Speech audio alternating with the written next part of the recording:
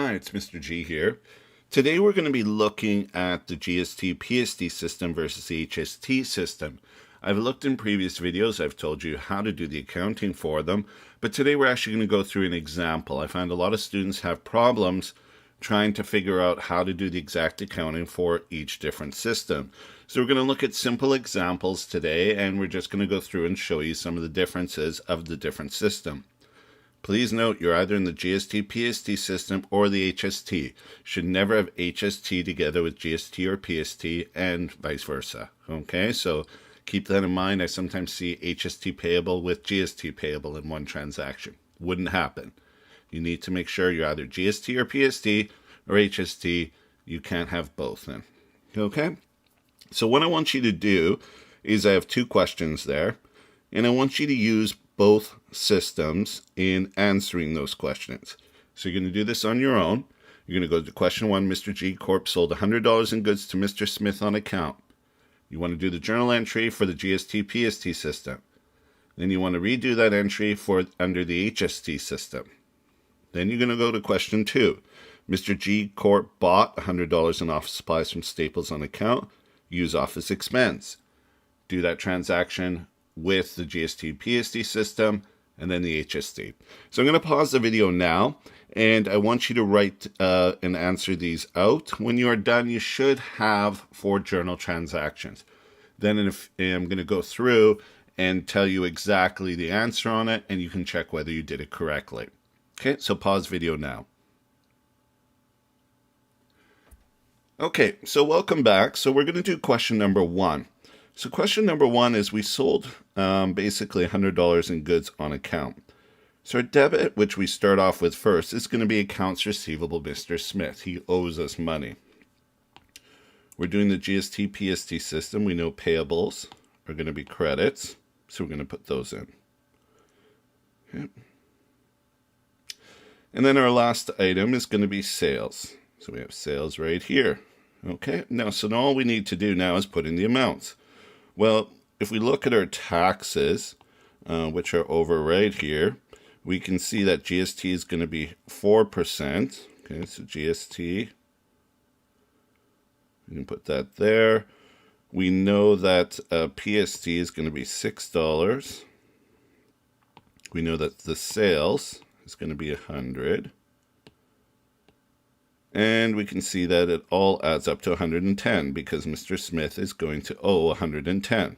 So our debit in this case is accounts receivable Mr. Smith, 110. We have credits GST, PST payable, and sales. And so this would be your answer then for question number 1 under the GST, PST system. How does it differ now with HST? Well, obviously with HST we don't have this account. And we don't have GST payable. We only will have one called HST payable. Okay. We still have sales. Accounts receivables are the same. The amounts are going to be different. So I'm going to take those out. I'm going to put 10 in there.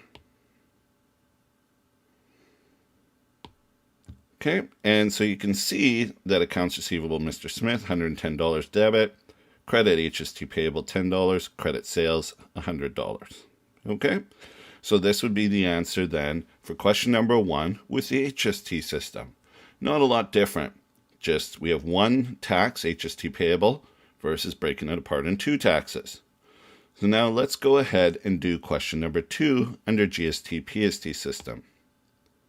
So first we'll take this away and this away. We'll take those all away because we don't need those for now. Okay, so we're looking at something different. Now we're buying something. In this particular case, our debit is going to be office expense because we are buying something and we know that's going to be our debit. We also know that we're going to have a GST recoverable, and GST recoverable is a debit. So notice I don't even have the amounts, I just know right away the transactions. Okay, and in this case, we're going to owe the money to Staples. Now, some of you might be asking, what about the PST recoverable account? So if you look at the PST recoverable account down at the bottom, we do not use that. And you're like, well, why? Because I threw that in and that account doesn't exist. Okay, PST recoverable is not a count. You cannot recover PST as an expense. Okay, so I threw that in just to throw you off a little bit. I see PST recoverable all the time. It doesn't exist, so don't use it. All right, so if we're looking at it, we know that our expense in this case is 100. We know our GST recoverable. We know that's going to be recovering $4. And we know that we owe 110 in this case because that's the amount of it.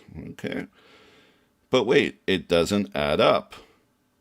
We have $100 for office expense, 4 for GST recoverable, and 110. It doesn't balance. We're missing $6. Well, that's because this isn't right. Take that out. Substitute it for this. And you're like, well, 106, how did we come up with that? Well, that is because we had to include the PST, which is now a cost to us because we can't recover it in our actual office expense. So we have our expense, which is 100. We have the PST, which was $6, and that becomes part of the expense. This is the part that throws people. So PST is included then into whatever the expense or asset is, depending on what you're buying. Okay, so 106 in this particular case, and PST is thrown in. So this is the transaction for GST-PST system. What happens with HST? Well, obviously with HST, we get rid of this. We have to put in HST recoverable. Still accounts payable staples, but now it's not $4. Now it's $10. And now this 106 isn't correct. It's now this. So you can see with this example that what is happening here is that you get the full amount of the HST back, even the included PST portion that's inside the HST, because they're harmonized together. It is all recoverable. So for a business, they get more money back, which lowers their costs for the goods.